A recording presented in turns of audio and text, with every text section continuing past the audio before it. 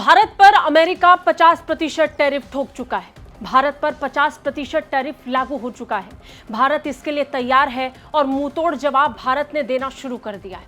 लेकिन इन सब के बीच में सबसे बड़ा डर अब ट्रंप के आगे आकर गुजर रहा है। और एक सवाल भी कि क्या भारत सच में चीन के बेल्ट एंड रोड इनिशिएटिव के साथ मिलकर आगे बढ़ने वाला है? क्या भारत उस बीआरआई के साथ हाथ मिला लेगा जिस बीआरआई से भारत ने अब तक दूरी बनाई? चीन के महत्वाकांक्षी प्रोजेक्ट बीआरआई को लेकर आखिर चर्चाएं क्यों हो रही हैं, जानेंगे आज दुनिया वाले में। नमस्कार, वंदे भारत, भारत तक देख रहे हैं आप। आपके साथ मैं हूं सांची त्यागी। एक बार फिर बीआरआई की चर्चा हर तरफ हो रही है। एक्सपर्ट्स मान रहे हैं कि जिस तरीके का प्रेशर इस समय पश्चिमी देशों की तरफ से भारत पर बनाया गया है, उसके बाद भारत बीआरआई के साथ जुड़ने से संकोच नहीं करेगा। ये डर अगर पश्चिमी देशों को सता रहा है तो यकीनन ये बहुत हद तक होना चाहिए। लेकिन क्या भारत अपनी पुरानी परिस्थिति को बदलकर बीआरआई के साथ जुड़ेगा? सबसे बड़ा सवाल यही है।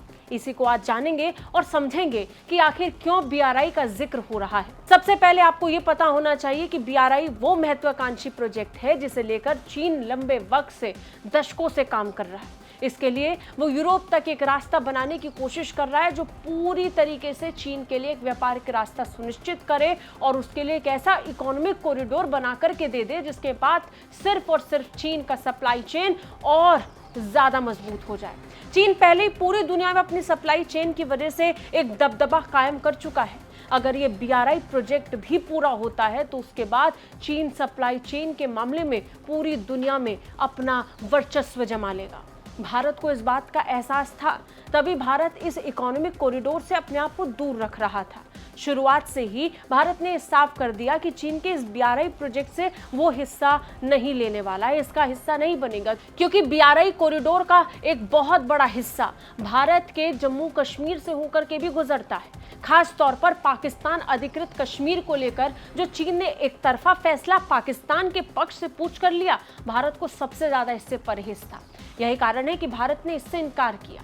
यानी बीआरआई को लेकर कुछ ऑब्लिगेशंस हैं, लेकिन हम अगर इसे थोड़ी देर के लिए नजरअंदाज करें तो सवाल अब सबसे बड़ा ये कि जब चीन के साथ व्यापारिक साझेदारी को बढ़ाने के लिए भारत कदम उठा रहा है और खुले तौर पर भारत के विदेश मंत्री डॉक्टर जयशंकर, भारत इस बात का आगाज कर चुका है कि हम चीन के साथ अपने संबंधों को सुधारकर वापस व्यापारिक दृष्टिकोण से एक दूसरे का सहयोग करेंगे, तो क्या भारत बीआरआई के करीब जा सकता है? सवाल और भी बड़े हैं। सबसे बड़ा सवाल कि क्या प्रधानमंत्री नरेंद्र मोदी अपने पिछले फैसलों से यू टर्न लेंगे? भारत का जो लंबा फैसला इस बीआरआई को लेकर के रहा, लेकिन समय की मांग क्या है, इस बात को नजरअंदाज नहीं कर सकते। आप इस बात को समझिए कि ट्रंप ने अपने टैरिफ की वजह से इस समय जबरदस्त तरीके से एक प्रेशर क्रिएट करने की कोशिश की है। नतीजन एक्सपर्ट्स भी कह रहे हैं कि भारत को व्यापार के लिए अब विकल्पों को तलाशना होगा।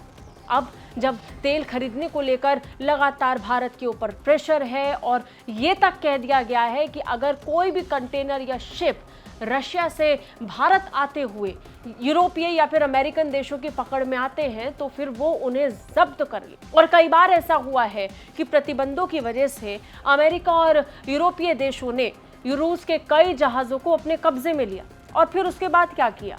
पश्चिमी देशों ने इन जहाजों पर आने वाले सामान को बेचकर इससे मिलने वाले पैसे को यूक्रेन को दिया।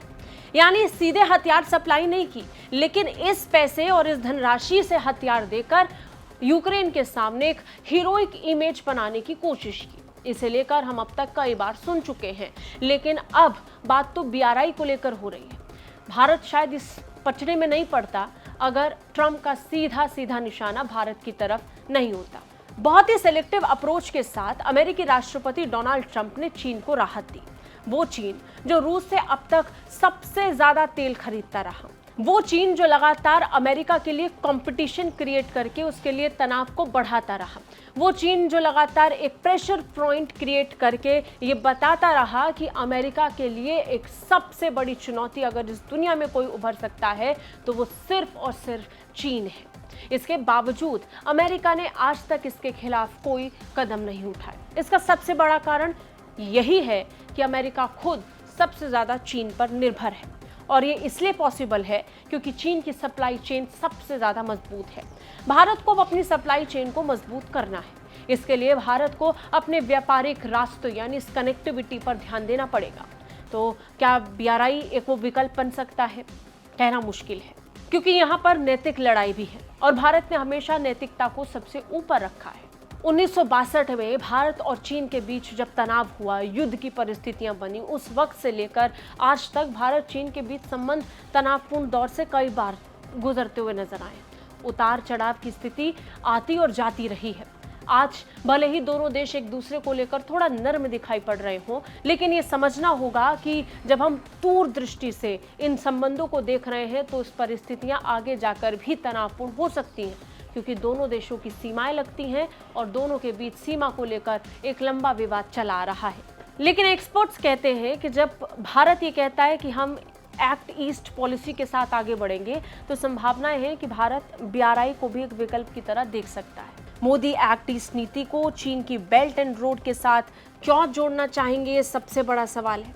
अब इस पर मिंट की एक रिपोर्ट में CIIA और वल्लम कैपिटल के संस्थापक मनीष भंडारी कहते हैं कि आज भारत एक रणनीतिक परिवहन बाधा का सामना कर रहा है, जिसकी लागत सालाना अरबों डॉलर है। पारंपरिक स्विस कनाल से रूसी और मध्य एशियाई बाजारों तक पहुंचने में 45 से 60 दिन लगते हैं और 8,700 समुद्री मील की दूरी तय करनी पड़ती है। और चीन पाकिस्तान आर्थिक गलियारा, हालांकि CPEC 3,000 किलोमीटर लंबा है, लेकिन पाकिस्तान के कब्जे वाले कश्मीर पर संप्रभुता की चिंताओं के कारण भारत के लिए अवरुद्ध है। ये सीमाएं भारत को महंगे और समय लेने वाले मार्गों पर निर्भर रहने के लिए मजबूर करती है, जिससे प्रतिस्पर्धा कम हो जाती है। भंडारी ने कहा कि भारत ने अंतर्राष्ट्रीय उत्तर दक्षिण परिवहन गलियारा यानी इंस्टेक पर काम शुरू कर दिया है, जो भारत के लिए क्रांतिकारी विकल्प के रूप में उभर रहा है। ये 7,200 किलोमीटर का मल्टी मॉडल नेटवर्क है, जो पारंपरिक मार्गों की तुलना में परागमन समय को 25 से 30 दिनों तक कम कर देता है और लागत में 30% की कमी करता है। हालांकि इसके रास्ते में अभी भी कुछ अड़चने हैं। भंडारी ने आगे कहा कि चीन की बेल्ट एंड रोड पहल और भारत की एक्ट ईस्ट नीति को मिलाकर चीनी विनिर्माण केंद्रों को भारतीय बंदरगाहों और बाजारों से जोड़ने वाले अंतर्राष्ट्रीय गलियारे बनाए जा सकते हैं।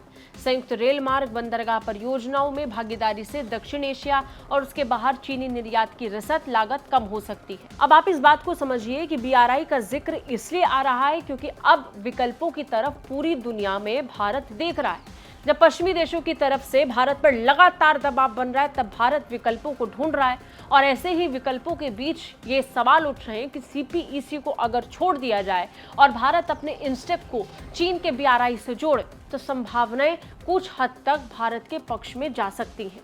लेकिन ये बहुत मुश्किल है और इसे लेकर के कुछ भी आधिकारिक नहीं है, सिर्फ और सिर्फ एक्सपर्ट्स का अंदाजा है। लेकिन सबसे बड़ा सवाल, जब प्रधानमंत्री Narendra Modi Shanghai cooperation organisation की बैठक के लिए अब चीन पहुंचने वाले हैं, तो उस दौरे से ठीक पहले क्या वाकई इस बात को लेकर चर्चाएं शुरू होंगी? हालांकि आपको ये पता होना चाहिए कि भारत वो पहला देश था ब्रिक्स देशों में जिसने BRI से दूरी बना ली थी और भारत के अलावा ब्राजील भी ऐसा कर चुका है। ब्राजील ने भी खुद को BRI से अलग कर रखा है।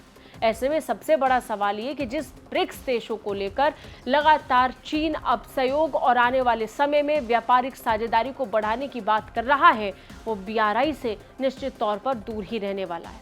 और भारत सरकार शायद इस पर विचार करे, लेकिन फैसला लेना बहुत मुश्किल है, क्योंकि हम नैतिकता की लड़ाई पर कभी भी POK से कॉम्प्रोमाइज नहीं कर सकते। आपको क्या लगता है? कमेंट करके हमें जरूर बताइए। जय हिंद।